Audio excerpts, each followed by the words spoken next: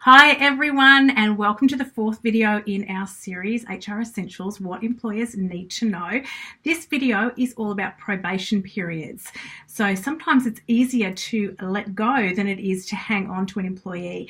And again today I'm joined by Paulette McCormack from Fresh HR Insights. Hi Paulette, how are you? Hi, I'm good, thank you. It's great to have you along again. Yeah, thank you. This is exciting. It is. So this is the fourth video that we've got, and as I said, we're all talking all about probation periods today. So I've got a few questions for you. Okay, so great. The first question is, are probation periods actually beneficial to an employer? Oh, they are. I don't know why people don't have them in place. If you bring an employee on board and they're just not working out, you've got the probation period that you can dismiss them in. And just let them go, because holding on is worse than letting go sometimes. So if you've got an employee in there, like you were saying when we went through recruitment last week, or last month we went through the recruitment, and you had a staff member there that just wasn't working out. So you'd obviously had them through the recruitment process and they weren't working out. Well, you can just let them go. Call them into a meeting. Hey, look, we've gone through this, we've looked at this. Unfortunately, we're going to fail you within your probation period.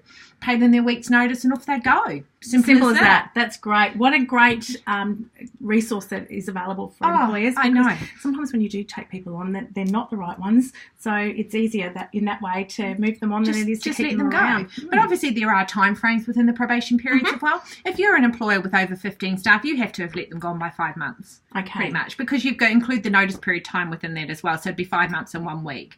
But you would know by 5 months. Don't think, they might improve, because if they're not working, probably not going to work. So you're really better off letting them go earlier and sooner rather than later. Yeah, before they embed themselves in your culture as well, before they can do damage to your business as well. Okay. So the next question, can you actually extend a probation period?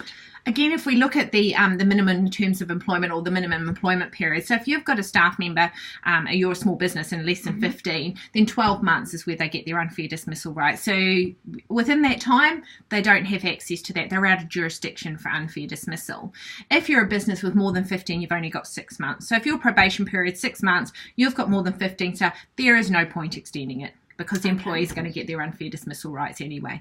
But again, I go back to, if at 3-4 months they're not working out, probably not going to work out. So best to get rid of them then. Best to let them go. Okay. All right. Now, the other question is, when can't you dismiss in probation? So when can't you dismiss? There's whole different ones that you cannot dismiss. So you've obviously got general protections as well. So if an employee is off on sickness, as an example, you can't dismiss them in their probation period, because it could come back at you. You've dismissed them because they're off on sick. They took on sick. So you're going to have a general protections claim. It's probably going to come your way. Also, you can't dismiss them based on a protected attribute. So you get a new employee on board, 2 months down the track, I'm pregnant. Oh, sorry, you've failed your probation period. You're likely to get discrimination thrown in on that one, so you wouldn't be able to do that as well. Also, if you don't follow the terms and conditions of your employment contract that you have in place with your employee as well, so that would be breach of contract. Okay, so there are some areas that you need to be aware of as well. And you do need to take all reasonable steps to assist the employee within that period as well. So that you're giving them all the right training so that they can do the best that they can possibly do within that probation period. The tools of the job. And what I say is, treat a person the way that you'd want to be treated. So imagine if you're a new person in a workplace, what will you need to support you to be successful? There's no point chucking someone in and going, off you go. That's it. They've got no hope of winning the game, have they? No, they haven't. So give them the opportunity to at least succeed, because the recruitment process, as we've gone through, can be expensive. That's right. So, make the most of it, get it right. Then you've got the probation period if it isn't working out. Now, I'm not saying, and I definitely would not encourage you to get people up to 5 months all the time and sack them. Get people to 5 months and sack them and become a serial person doing that, because you'll soon get a bad reputation for it and you'll have no culture within your business. If you're in the customer service industry, your customers are going to know as well. That's You're right. going to have no consistency. So what you actually want is to get a person on board and have them there for a long period of time. And it also gets expensive expensive if you keep taking people on and recruiting them and then getting rid of them. Because it's the training up process. It's not just the recruitment, it's the training up as well. But the probation period's there as your get out of jail card, I guess, if you want to call it that, and it should be utilised. Yeah, of course. I've got one more question for you.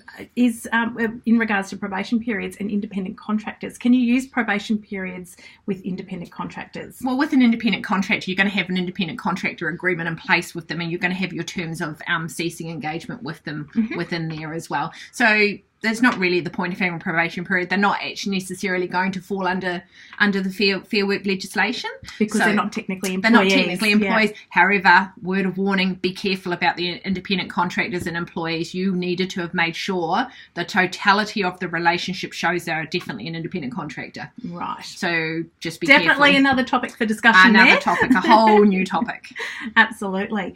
So I think that's about all the questions we had today about probation periods. Yeah. Now, have you got some freebies to give away? Always got my freebies. So I have got a fact sheet on probation periods. So I'll pop that up for you. And I've also got 2 free templates. So one for successful probation letter and one for unsuccessful probation. Awesome. So you'll be able to do that there as well. And of course, you can go on and book in a 30-minute chat with us as well. Yep. So that's available on our website. We'll pop that link in there too. And as per last month, we have our employee handbook, our generic base employee handbook for $297. So we'll put the link in there for that too. That's really great value and great protection for any employers. Yes, but make sure you take your employees through the handbook. Don't just stick it in the bottom drawer because it's not going to work. It's not going to work. You've got to take your employees through it as well. Make sure they understand. What about you? You've got a great new one. I have. I've just finished my first ebook. So it's called Systems Made Simple, the 8 Steps to Systemising Your Construction Business. So I will pop a link in this as well so that you can download that for free. And I'm also offering a great deal this month on my next workshop. So that's going to be, normally it's $97 for one person, but for the month of July with the workshop on the 19th of July, that'll be 2 people for $97. So if you haven't been to my workshop, come along. I'd love to see you there. Oh, that's so good. So all the links will be available. So do watch out for those. And yeah, if you've got any questions of us, you know what? We're here. We don't bite. We want to talk to you. Yeah, get in touch with either of us. We'd be happy to have a chat with you. And until then, we'll see you all next month with our next video in the series. Look forward to seeing you then. Take care now. Bye. Bye.